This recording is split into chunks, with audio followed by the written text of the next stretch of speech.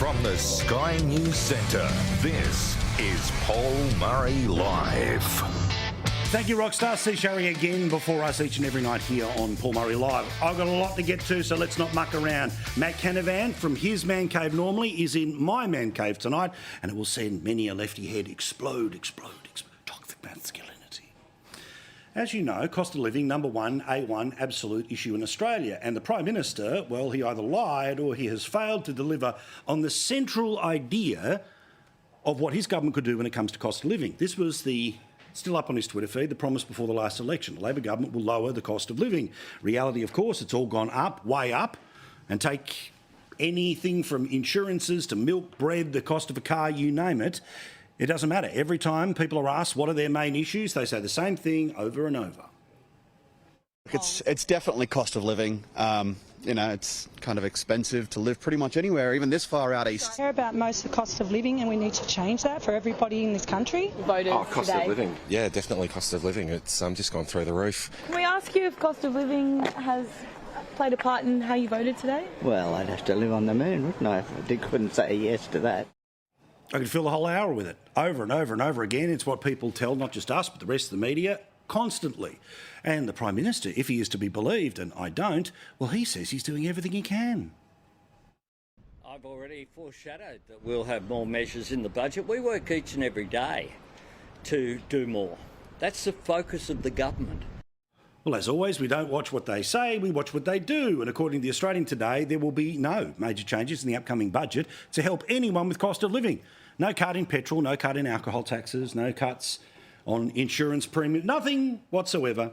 In fact, Cabinet will consider new measures to take key services and make them cheaper. So that's the government controlling some of what it charges, but not the tax that it charges on everything else, as well as potential sort of one-off policies, which means they might get more of the same out of the last budget. But remember, the last budget took $1,500 off 10 million people. How many people in Australia would like the $1,500 back as the automatic tax return? Well, no plans for that, despite the fact that we're doing everything we can on cost of living. Government sources say that nothing will trump the revamped Stage 3 tax cuts, which remain the centrepiece of Anthony Albanese's cost of living agenda, despite calls for Labor MPs to be more ambitious. And why wouldn't they want that to be the case? As we've shown you how many times, almost every night. If you're earning $45,000, oh, thank you so much, Albo, I get to keep an extra $15 a week. All the way up to an amazing $44 a week if you're earning over 100 grand. None of which touches the sides, none of which actually deals with any one of the increases that now we've all been made to expect, and expect too much.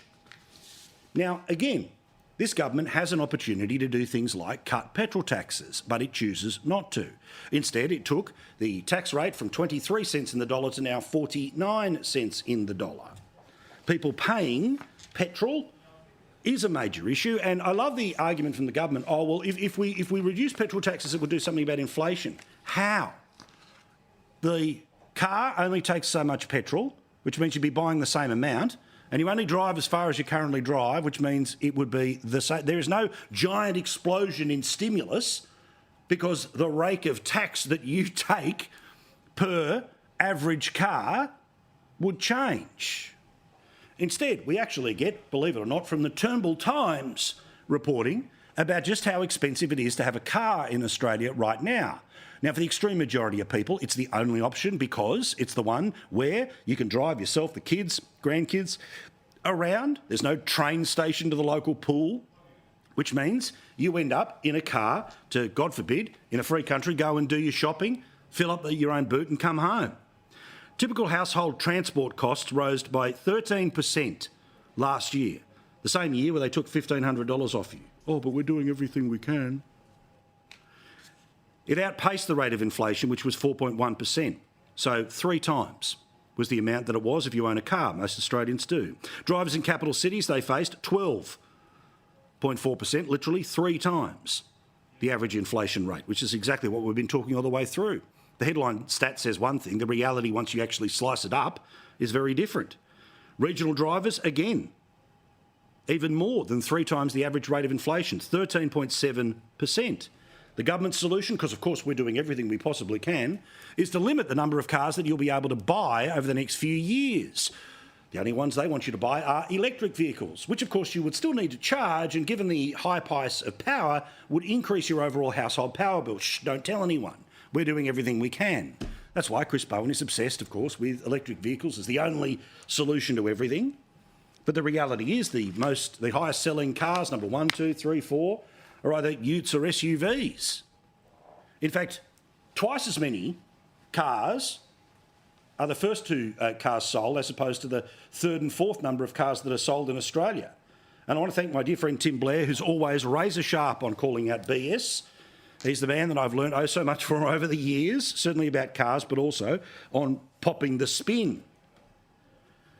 Now, Chris Bowen has said that one of the main reasons why we have to increase the cost of big cars, the big cars that Australians want for work or pleasure, is because the United States has already put these rules in place, and it's no different than what they do in the US. And this is not a radical policy, Mr Speaker. These standards have been in place, and this is where prices have not gone up, as have been in place in the United States since 1975, almost as long as the member for Fairfax and I have both been alive. But guess what Tim Blair worked out? That's not true. In fact, many of the vehicles that will slowly but surely be banned by the Australian market because you won't be able to afford them are actually exempt from the rules in the United States. Under the initial cooperative average fuel economy, or CAFE rules, pickups were largely exempt. And it's all online if you want to read it. The Washington Post reported just last year, to protect American commerce, work trucks and light trucks were subject to a less strict CAFE standard than family sedans. As recently as 2021, according to the analysis from The Australian, nearly half of Ford F-Series pickup trucks were excluded from the US fuel standards. Bowen's US emissions defence is dead. What a surprise.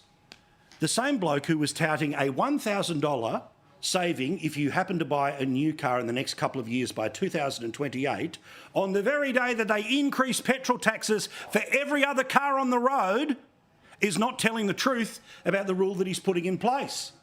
Same as I noticed today, the big Labor talking point is about how expensive the construction of nuclear energy is, and that it's the market that's desperately getting behind renewables. Well, of course, Chris Bowen himself has put $60 billion aside of your money, taxpayers' money, to help subsidise the change to the type of technologies that he wants. So there's no market being decided here. It's a market chasing subsidies. Also, on cost of living, more information around all of this. Again, well done to the economics writers of the Channel 9 newspapers today, because they've put it all together. Inflation, tax are now starting to hit the economy. And we are probably halfway on our way towards a recession. The Australian economy may have started to contract through the final 3 months of last year. And is that a surprise? Because remember, as we told you in December, 109,000 full-time jobs disappeared. In January, the unemployment rate went back up. And I'll have more about jobs in a second. And all of this happened because of a combination of high interest rates, 12 of them under this Prime Minister, cost of living pressures. Oh, we're doing everything except increasing taxes on everything. And the payments that were taken, they've taken their toll when it comes to tax, and it's finally stretching consumers. Some economists now believe the quarter could show a small contraction following the modest 0.2% lift in economic output recorded in the previous September quarter. So remember, to be in a recession, we're already in a per capita recession. We have been for multiple quarters. That's when the household is going backwards, but because of the mining sector, the overall economy is moving forward. The tax take from the federal government continues to go up. But again, you and I suffer. And exactly as it is with the picture of inflation. Oh, it's the lowest numbers in 2 years. Unless, of course, you're talking about rent or insurance or bread or milk, or 3 times the rate of inflation when it comes to running a car in Australia. Now, if the next 3 months, if the 3 months of the December quarter show that our economy was going backwards, then we are halfway to the technical definition of a recession, which is 2 quarters, 6 months of the economy going backwards. Now, we would be in a recession if not for 0.2% in the 3 months before the December quarter. So we are in the per capita recession. The economy was almost in a recession. We may well be halfway towards a recession when those data comes out. Another sign of how things are slowing right now. All just little reminders of the reality. It will burst the Canberra media bubble. Substantial risk to GDP. Why? Because firms are now destocking. What does this mean? It means, say, if you've got a warehouse full of stuff, rather than ordering in more stuff because you expect to sell the stuff you've already got, you just slowly but surely deplete the amount of stuff that you've got in the warehouse, and you don't buy new stuff to replace it because you don't think people are going to want to buy things at the same rate as they had. Perfect example, again, let's go back to December, where it was the best part of $800 million less that was spent in the Australian economy in the month of December compared to the previous Christmas. So an MCG full of people lost their full-time job, and the last Christmas that just went was way below the Christmas that was there before. We now have a scenario at the start of the year where inflation remains high, certainly compared to where it's been in the past few years, and interest rates is a choke of up to $30,000 and above for anyone who's trying to pay off a mortgage, like many people in the major cities, of $1 million or above. Meantime, more bad news from building sites. Sorry to give it to you tonight, but there's plenty of it around. Now, tradies are trying to do their best at the moment to try to finish off a bunch of projects, but there will be a bunch of projects that won't be finished because yet another building company has gone bust. This one had projects in 4 different states. This is on top of the insolvencies that have happened in the manufacturing sector. And anyone who knows, if you're trying to do something in the country, it is very expensive. If you do it with stuff that's imported into the country, like pieces of paper, remember the paper mill in Tasmania? We don't even make that anymore, let alone all the materials that you may well need to build a house. Well, all that has to come into the country. The weak Australian dollar means that the cost of bringing those things into the country, up, but nothing to see here. And also on housing, there was this porky that Jim Chalmers delivered in his first update to the budget in October last year. The ambition of this accord is big and it's bold. It's an aspiration to build 1 million new, well-located homes over 5 years from 2024. Million over 5 years, that's 2022. Well, guess what we learnt today from the Bureau of Statistics, you know, that far right-wing think tank that keeps fuelling the misinformation machine of the program of which you are watching. According to data today, just 12,850 new homes were approved for building in January of this year. Now, that number is very similar to the month before, the month before, the month before, the month before, the month before. So the entire number of homes that had been approved to be built last year was 162,000. We ain't getting anywhere near 1 million. That's the reality, let alone the cost of building these houses and finding someone to be able to build these houses. But despite the fact that, by the way, these houses aren't just necessarily freestanding 3-bedroom houses, that also includes all sorts of dwellings, villas and townhouses and granny flats, you name it. Total number of places where somebody could lay their head where they couldn't 12 months ago, 162,000. They claim they'd get to 1 million within the next few years. They will not. They'll be pushing the best part of 500,000, maybe 600,000. But of course, what happens is while the housing isn't being built, the people are still coming in. The huge population that's on its way, with this government doing everything it can to surge the population because more taxpayers equals better government revenue, which means they can continue to spend, and if they move this dollar and they move that dollar and the mining sector keeps going, they can still say they're in a surplus. But there's nowhere for them to live. 1.6 million people come into the country over the next 5 years, which is why the Treasurer said, we'll build 1 million new houses. But do the sums. If in 1 year, it's 162,000, it's going to take, for 1.6 million people over the next 5 years that are coming in, 10 years to get to that number. So for 5 years, where are they going to stay? Maybe the Prime Minister's going to let out the mansion that he's not living in at any one time. OK, you can do 3 months at Kirribilli and then you can do 3 months at the Lodge. Which is why the Coalition is coming in hard on this number. Now, they understand that if there's nowhere for these people to live, and as we told you last night, the rental market is so bad in Australia that there's a lady who applied 150 times for 150 different properties in Queensland. She couldn't find a place to live, so she upped her family and went to Tasmania. There's the bloke who moved, as we showed you, from regional Queensland to Brisbane because he couldn't find a job, but he can't find a house and now he's living by the side of the road. This is the reality of the Australian economy right now. Just this far in front of a recession, and half of our way towards a recession, if those numbers show a decline. We'll bring that to you in the next couple of days. Dan Tehan, for his part, of course, says that the Liberal Party understands the role of migration. It's not about race, it's not about religion, it's not about colour, it's not about faith. It's just about literally having places for people to live.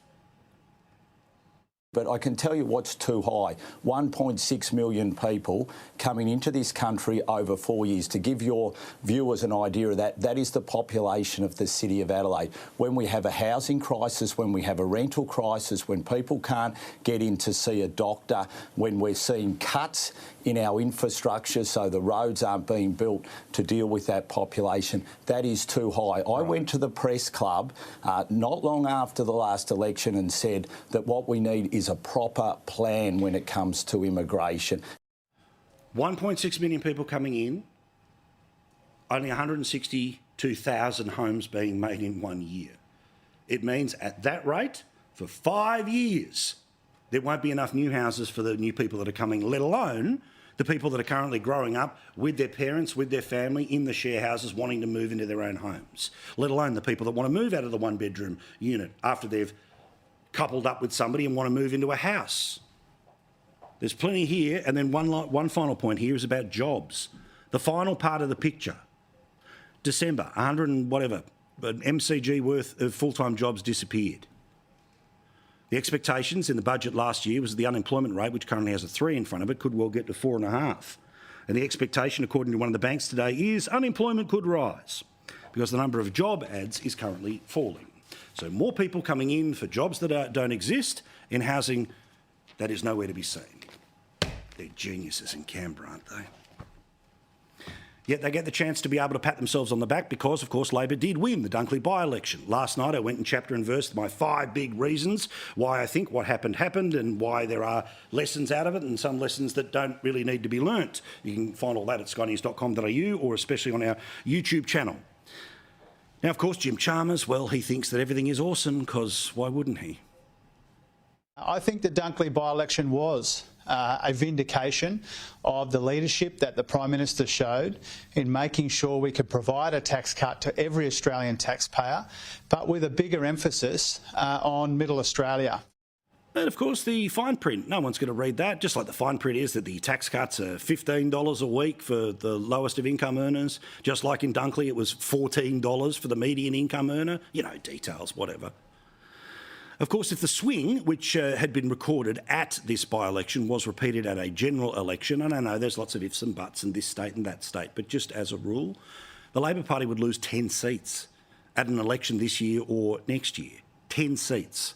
They'd lose Gilmore in New South Wales, Lyons in Tasmania, Lingiari in the Northern Territory, Bennelong in New South Wales, Higgins in Victoria, Robertson in New South Wales, Tangi in Western Australia, McEwen in Victoria, Boothby in South Australia, and Patterson in New South Wales. But, you know, nothing to see here, apart from the fact that unlike Kevin Rudd or Tony Abbott, when they came to power, they had a very big backbench. John Howard, of course, before that, a very big backbench. Which means when inevitably you reapply for the job, that backbench often gets burnt. Why? Because the first election is the high watermark because that was the booting out of the last government. Inevitably, some seats that you won just, you slowly but surely lose. It's a political miracle, frankly, to be able to hold on to every seat that you did when you came to power, when you go for your second term in power. And on that swing, 10 seats. So 10 Labor MPs will be worried about every little decision, including the reality of the economy that I've been talking about, as opposed to the spin that comes out of Canberra, where, of course, they can sit back and look at the big national picture, but the actual individual is struggling, is still continuing to struggle. Oh, but our gift for cost of living is the too little too late tax cuts. What about the $1,500 that you took off 10 million people last year? You want to talk about a little bit of relief, something that might actually help you pay a bill off? That would be a sign that the government is listening. But even when they had a surplus of $20 billion, they couldn't be bothered to cut petrol tax. They couldn't be bothered to keep you with the $1,500 automatic tax return for 10 million workers. I don't know, but we're amazing. But of course, the reality is if they lost 10 seats, because they don't actually have that many seats to go, they would be in a minority government, and not just. Let me show you. After the Aston by-election, their 77 seats that they won at the election moved up to 78. They lose 10, that's 68 seats. They would need another 8 seats to be able to get to the 76 to form a government. Now, you'd obviously need maybe another when it comes to a speaker, but this is the basic maths. Now, I want you to have a look, where would the 8 votes come from? Now, there are 7 seats that the Teals have. My suggestion is the people most likely to back the Labor Party would be maybe 2 of the Teals from Melbourne, but you wouldn't imagine the Sydney Teals are going to go there. OK, then it's the 4 Greens, which takes you up to 6. Then they're still a couple short. Now, I would imagine here that Rebecca Sharkey, Di Lee, Andrew Wilkie, Helen Haynes, those 4 would also get you there, so you end up with the 10 votes. But obviously what the government desperately wants to do is to get away from what the Greens would have as an offering. So if that's the case, well then what's Bob Katter going to do? Now, also, technically independents, but frankly they're Libs and Nats, Andrew Gee and Russell Broadbent, they presumably will be replaced in the parliament by somebody closer to the colour of the community of whence they came. So make no mistake here, there is no way that the Labor Party will be able to return itself to power, which is the most likely outcome of the next election. No happy talk, but that's just the reality. All right? The Teal bloc, unless it's going to start to break, means the capacity of the Liberal Party to get to 76 seats or even to get to 70 seats becomes very difficult. If they're able to get to 70, maybe 72, then you could probably find a few people to get them over the line, but most likely Labor will end up with more seats than the Liberals after the next election. So the size of just how far they are away from 76 means, do we do a deal with everyone but a Green, or do the Greens factor in mathematically as necessary? The Greens being able to be the tail that wags the Labor dog, well, we all know how that goes. It won't be great for the country, but it is at this stage the most likely thing which is likely to come out of the next election. But then, of course, we have the Greens and their issues that came out of Dunkley. You see, they went through quite a ringer on Saturday. Now, whenever there's a slightly uptick in vote, or maybe an extra win of a seat here or there, Adam Bant's out there screaming, "Green slide, green slide." But let's actually have a look at the Greens vote in the seat of Dunkley. 2016, 9.5%. 2019, 8 and a bit percent. The election in 22, 10.3%. 2024, anti-Semitism and everything connected to some of the things that have been said, you know, Marine Faruqi, etc., posing with the people that they've been posing, down to 6.25%. Now, they'd been hoping to do better because they would have been able to buff up the Labor Party margin, but if that vote is down, well, then what's going to happen when it comes to the number of Greens being elected to the Parliament in order to prop up an Albanese government? Watch this space. And also, one other thing that I want to mention here, and I don't want to connect this to the Greens vote, I just think it's worth mentioning, about Dunkley, and one of the factors that was very clear in Dunkley, again, the full 5 reasons they're up on the website right now. There was an awful lot of people who just didn't vote on Saturday. In fact, if you have a look at Dunkley and the turnout over the past 4 times they've been asked to vote, you can see there was a massive drop-off of more than 10% of people who voted in the general election who didn't turn up for the by-election. Who they would have voted for, who knows? But that's a significant thing if you're trying to read, or in many ways overread, what happened on the weekend. Now, difficult, bold prediction time. As we speak, in the Sutherland Shire, the Liberal Party is trying to work out whom is going to be the candidate to replace Scott Morrison as their candidate in the seat of Cook. Beautiful Sutherland Shire, it's a magical place. There's multiple people that are running for it, and I won't bore you with which faction this and which faction that and who's aligned and who's not aligned, but we've got, you know, the local mayors and former MPs, former candidates, and we've got people that are captain's picks for roles inside government. But there's one thing that I want to make very clear here, is that while the Liberal Party, it would be an absolute shocker if they lost this seat. Scott Morrison was able to retain his seat as the Prime Minister of a government that was handsomely rejected the last election. He won it on primaries at 55%. But there is a chance that the Labor Party is going to play some games here. You see, the Labor Party are no chance of winning the seat of Cook at all. So why run a candidate? Well, that's what the Prime Minister was asked today. Well, we haven't made a final decision on that. Cook is not a seat that it would be expected that we would win, but we'll wait and see. So they're not going to win. There's no chance of winning. But why is he not saying we won't run a candidate? Because, you see, there's a chance that if the Liberal Party ends up picking the wrong person, and the wrong person by their definition is a bloke, then they will end up running a candidate also against the Liberal Party in the seat of Cook. That's why Labor would run a candidate, not because they think they can win the election, not because they want to debate any issues. They won't turn up at any of the forums, and if we do a pub test, they definitely won't be there. But they'll be there because they think they will be able to get a bit of the vote and then hand it as preferences to the Teals. The Teals will claim they'll be able to get a little bit of vote off the Liberal Party, but all of those preferences will mean that if they can reduce the Liberal Party primary vote by, say, 5%, then there's a chance that Teal could end up representing a place that voted Liberal 2 years ago by 55%. There's nothing wrong, there's nothing dodgy, but geez, it is a hack, isn't it? Where these people with sort of 5, 6, 7% of the vote end up harnessing all of the other preferences and then they end up being the choice. Watch this space. And last one here. As Australians have started to move from cash to card, all went pretty bunter during COVID. And despite the fact that there are some places that say we won't accept cash, they have to. It's a legal tender. Bob Catter made that point in and around the cafe at Parliament House. But according to the Reserve Bank, this is the slide-off between the amount of money we used to spend on buying things with cash versus the amount with cards. You can see here that debit cards are used over the top of credit cards. Well, I've been trying to work on this for a long time, but somebody's beaten me to the punch about just how much money banks are currently making out of tap and go fees. Now, the tap and go thing is the way that many people decide to pay for things, but there's a little detail here which is the difference between you paying a fee, a big fee, or potentially no fee, and it's which type of card that you decide to bip or whether you insert or swipe. I'll explain. Australians lose nearly $1.4 billion a year in card surcharges. $1 billion in tap and go. Now, the analysis comes from the Reserve Bank via the ABC here, and it reveals that Australians are losing $960 million a year in surcharges when they pay with their card instead of using cash. Now, again, if the government was interested in doing anything, may I suggest that the Liberal Party perhaps even suggests this? Let's follow what happens in the UK.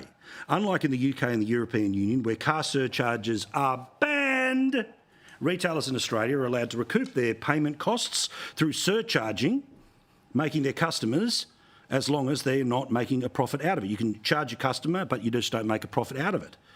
Well, perhaps these fees should be shut down. Now, if they say that there is a fee for you to use your card to take money out of an ATM, I don't buy that, but still, that's their fee. The idea that there's a fee to use your card to buy things that you would have previously bought in cash is a major change in our behaviour from when maybe those surcharges were there when it wasn't the majority of transactions that were happening in Australia. Another point here.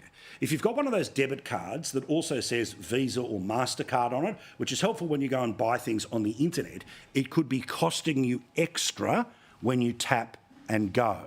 Let me explain. Most debit cards, which is the most frequently used payment method in Australia, are dual network cards. It means if they have a MasterCard or Visa logo on the front and an EFTPOS logo on the back, if you insert or swipe your card at the terminal, you can choose the option. If you tap your card, the transaction automatically is charged as if it was a credit card. So, put simply, if you would like to avoid these fees or push them down as low as possible, any opportunity you have to take money out of your real bank account as opposed to a sort of faux credit card that is being topped up by your debit card, if you've got an EFTPOS card, pay for it with the EFTPOS card, not with the debit card. But if you have the debit card, rather than tap and go, insert it, choose savings, and you will save money. In the meantime, the government could, of course, just rule these fees out of order if they want to. Because, you know, they're doing everything about cost of living, aren't they? Quick break, back with more. Matt Canavan in the Man Cave, Nicholas Reese in Melbourne. This is going to be good. More in a sec.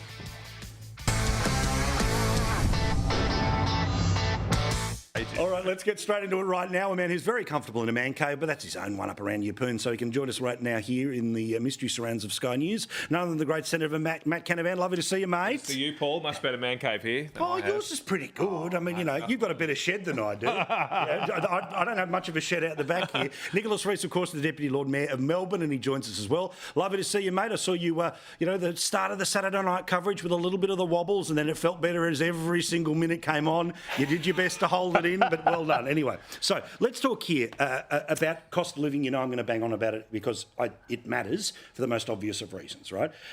We learned today the government's not going to do much more than what they've already put on the table. They've got the Dunkley result to say, oh, great, tax cuts, awesome, amazing. But what I find unbelievable about this, Matt, is cost of living's not fixed. It's not fixed, and it's definitely not fixed with $15 a week. Now, they'll say, oh, well, cheaper childcare. Okay, majority of people don't have their kids in childcare. Oh, cheaper medicines. Okay, again, fractional, but then, again, that's not all of the population. They're finding very clever ways to make it seem, yet still something like petrol tax, way up. Oh, look, I'll believe it when I see it, Paul. I mean, I remember the Treasurer last year saying, this is it, we can't do it anymore. We've got nothing left in the tank. And then we had the tax cut changes early this year. So, yes, we will see. I mean, as you say, the cost of living issue is not gone. People's real wages are back. Their standard of living is back to what it was in 2011. It's gone back 12 years just in the first couple of years of this government. So, yeah, people are really feeling it. I think the Treasurer's waiting to see what the economic data says this week. Because if things are soft, as he seems to be preparing us for, he will then probably ramp up or dress up a stimulus package as something to avoid a recession rather than a specifically cost of living package change. So this is just a holding pattern, I think. My suggestion is the $1,500 they took from you last year is just sitting under the table. Just sitting under the table. If they feel the need, bang, it's back. But we'll see. Again, Nicholas, they've got the Dunkley result. We'll talk about that all in a second, right? But if anyone thinks the government doesn't need to find more in different ways, and the likelihood is they're going to get another surplus, they were very close to one at the end of last year. Mining royalties, if we get to a second up at the moment, meaning they'll probably get to another surplus. So can they really turn around and say, that's it, we're done? Look, like Matt, I think they're probably going to wait and see what the economic data says as it comes in over the next month or so. I mean, let's not forget those stage 3 tax cuts, which are now much better targeted, are going to pump $106 billion in income tax cuts into the economy over the forward estimates. That is not insignificant. And yes, there are already measures in place like additional assistance on medicines, additional assistance around childcare, all of which cost the budget a lot of money. A lot of macro economists are saying that we may be turning the corner on cost of living issues, pointing to, next interest rate change is likely to be downwards rather than upwards, and some of those price pressures that have been there in the economy for the last couple of years do look like they could be easing. So maybe the government's about to get a lucky break on inflation. They've already spent a shed load of money, and so I could see why a good treasurer would wanting to be cautiously just waiting and seeing at this point in time. Yeah, of course, don't forget turning around all the... I mean, they could do everything they can on cost of living, like maybe not put the truckie tax in place. Again, these little things that are all in the... But we can't possibly remove any of those. Increase the price of cars, that might help. There's nothing to see here. All right, just quickly on Dunkley, the Greens. Now, the Greens vote fell. The reason I want to mention this is because, for obvious reasons, if we're headed towards a hung parliament, which it would seem like with the government at 78 seats right now, the Libs in the 50s right now, that there's probably not 20 seats out there that are about to go flipping. But on this margin, there would be 10 seats of the Labor Party that they would lose, which puts them into the minority negotiation, which means the Greens matter. Now, I've said before that there's lots of things like, I think, southeast Queensland, very inner Melbourne, that may well end up, like I think Higgins, there's a chance, despite the fact of it being traditional Liberal territory, that could end up going Green. I've talked a lot about how their particular focus on rental policy, it's aimed at winning certain seats. If their primary vote's at about 12, 14%, but 30% of the country is renting, that's some room to grow. But in Dunkley it went backwards, and massively. Nicholas, why? It's a fascinating point. I mean, look, minor parties can tend to struggle in by-elections. You know, it's notable One Nation didn't even turn up. Clive Palmer, UAP, didn't turn up. Greens still fielded a candidate, but they didn't put their back into it. Like, they weren't really throwing serious resources in it. You hardly saw a Greens volunteer out there helping their cause. So I think they probably made a strategic assessment that they weren't going to try and strongly contest the seat. Having said that, I do think there are broader issues there that the Greens should be worried about. I mean, I do think the very cynical position they took on housing policy, where they, you know, voted against or held out for a long time against Labor's position because they didn't think it was good enough. I think a lot of this stuff around Gaza is a long way from the sort of issues that are top of mind for people in a seat like Dunkley.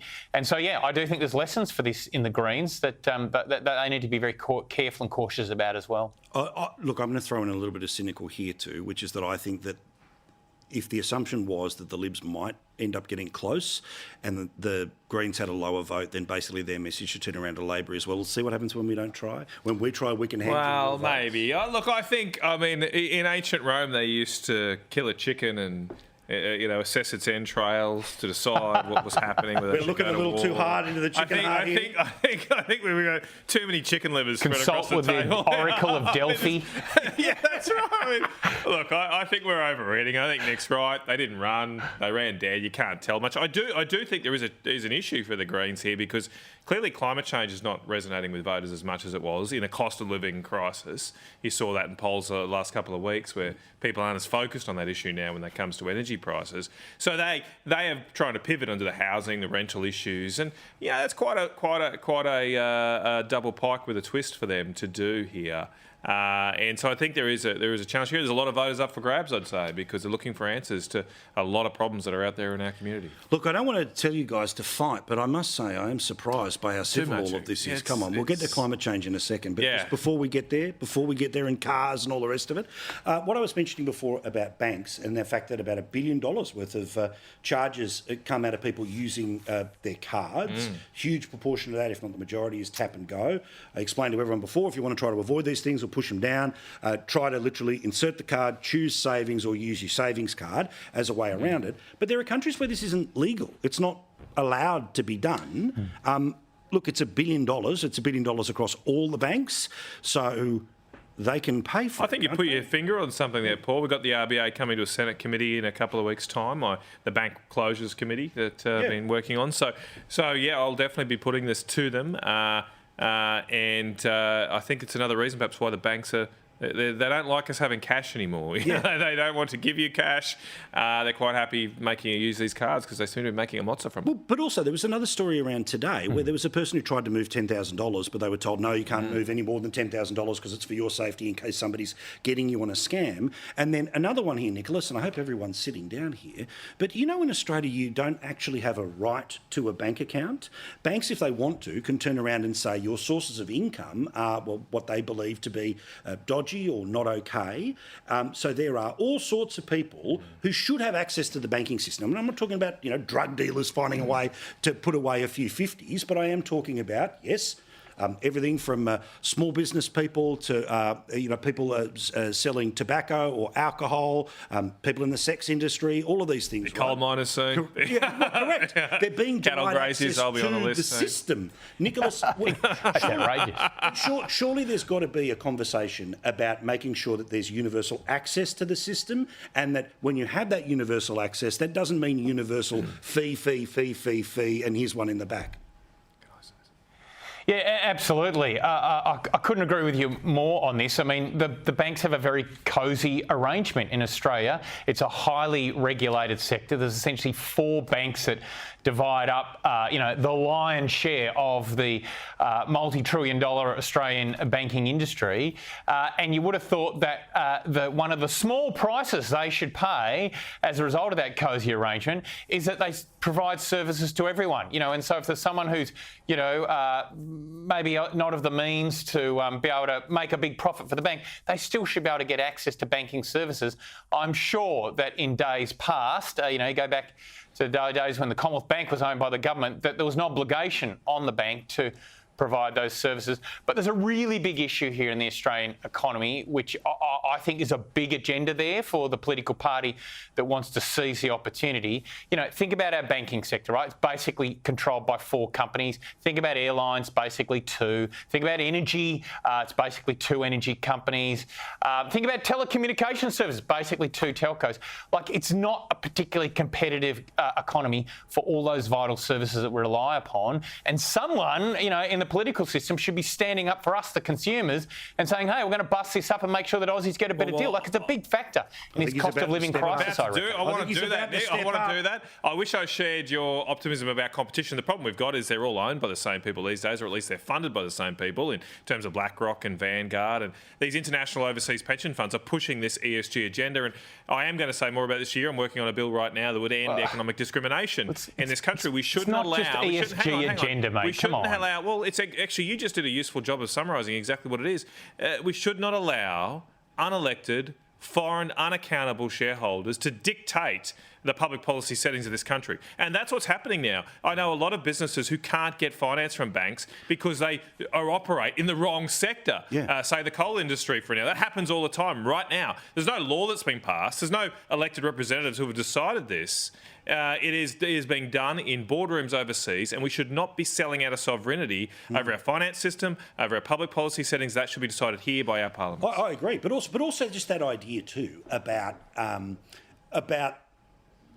companies. Now, again, private companies have the right to a degree do what they want to do, but if they're turning around and saying that somebody who's got a good business case, who will create jobs, who will pay their tax and will pay off their loans, gets rejected because of what type of business they're in. Westpac last year said they're going to deny finance to farmers who aren't accredited under the WWF deforestation guidelines. Wow. And so we're giving up our sovereignty or our rules and regulations around farming to the WWF, an international unaccountable body. That should be out. So, Nicholas, I'll get you to respond, but I am going to throw in here, right, which is there was a time when finance wouldn't have been given to things that people were clutching their pearls about that were vice-related, all right? I'm sorry to mention it for the second time, right, but about, you know, people involved in the sex industry, right? And we've all turned around and said, oh, no, that's, as long as it's legal and everyone's not exploited, then, you know, access to the system, right? But why not access to the system for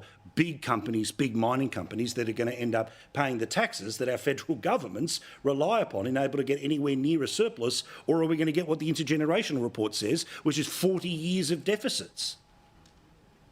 Well, look, I think this sort of whole war on woke thing that Matt loves running every week is a sideshow. Like, what's really going on here is that these big corporations have a bigger grip on the Australian economy. No. We're going to talk some more basic economics, okay? It's a sort of entertaining sideshow that I know you like pursuing every week, but it doesn't actually explain what's going on here, okay? The explanation of what's going on here is there's only so many dollars in the Australian economy, and these corporations have a tighter grip on the market than ever before, and so they're able to extract more profit as a share of the Australian economy than ever before. And that comes in the form of higher prices that we as consumers have to pay, and secondly, as lower wages for workers. That's the big story in the Australian economy. That's why everyone's feeling screwed. Not to do with your wacky war on wokeism, which you pursue every week. And it's, you know, it's an entertaining sideshow. It's not the main game. I've had many of these banks in my office ask them, why do you do these things? And invariably it's come back is because of our shareholders overseas. Correct. That's what it is. There's an agenda being followed by these organisations. As I say, they're unelectable, they're unaccountable. It's happening all around the world. 24 US states have now passed anti-ESG legislation. I think it's about time we join them and fight back against this woke capitalism, which is denying Australians their rights over their own sovereign country. I can't wait to see that parliamentary debate. That'll be fun. I'll be in the front row. All right, quick break. Back with more, lots to talk about here on Paul Murray Live. We're just getting started.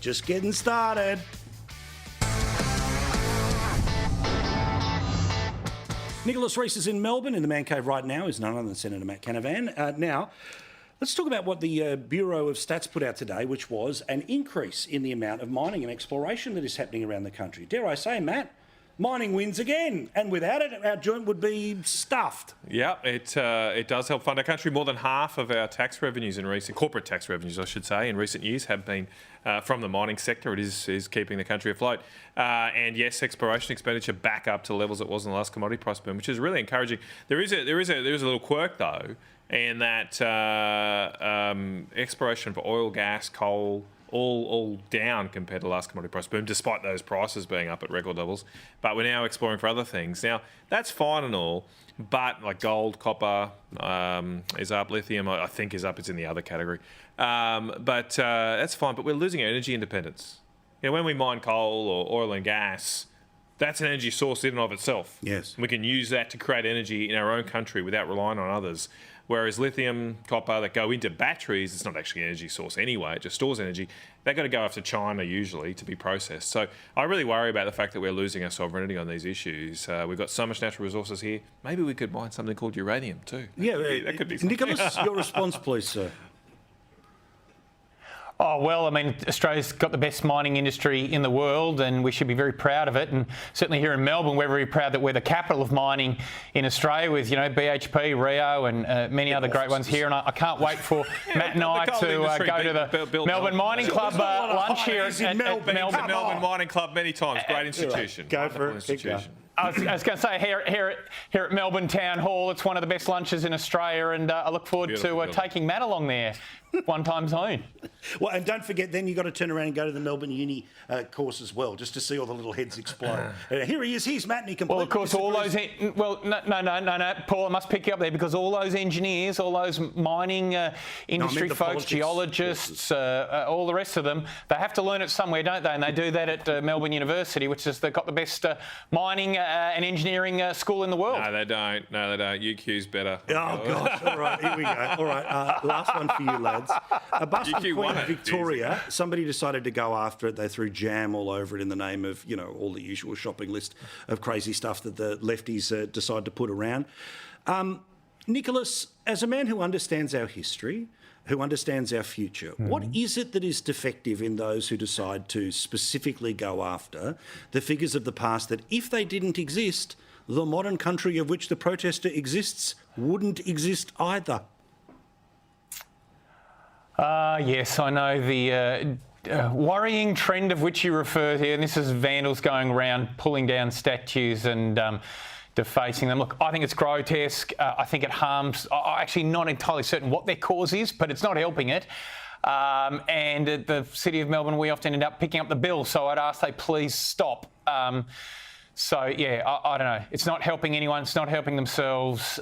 It's insane, and it has to stop. But it speaks to something very deep that these people, I get it, protesting and, Save the Whales and all of that from a generation ago. But I think that there are people that are part of this sort of global doomsday cult that believe every single action is worth it because the planet dies. But this wasn't even about... I don't know what it was about. It was totally incoherent. And it was jam. And I think it confirmed... Yeah, jam and porridge. I think it confirmed, was it Dr. Samuel Johnson, his original dictionary defined oats as something in England which is fed to horses, but in Scotland is a staple of the people. So maybe things haven't changed much. Look Dr. at you Johnson two, the big brains we're playing tonight. I really appreciate it. All right, Senator, future Senator, I do appreciate it. We'll talk to you all again very soon. Thank you. Welcome to the Man Cave at any time, lads. All right, quick break. Back with more. The Late Debate, about 5 minutes from now.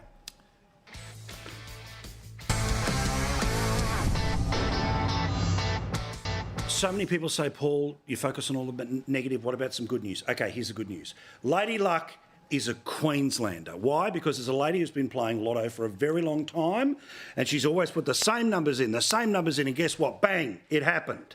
She's now $400,000 richer. She says this has been the most incredible couple of days. My daughter and I have been in tears since we discovered the win yesterday. I can't stop crying. Good tears, I hope. I'm going to make my transition to retirement incredibly easy. It also means I can help my children more. So if you're one of these people who just every single week, when it comes to, the roll of the dice, the Queen of the Nile or anything else, gamble responsibly. That's our show for tonight. Thank you very much for watching. See you again tomorrow on Paul Murray Live. Ta-da.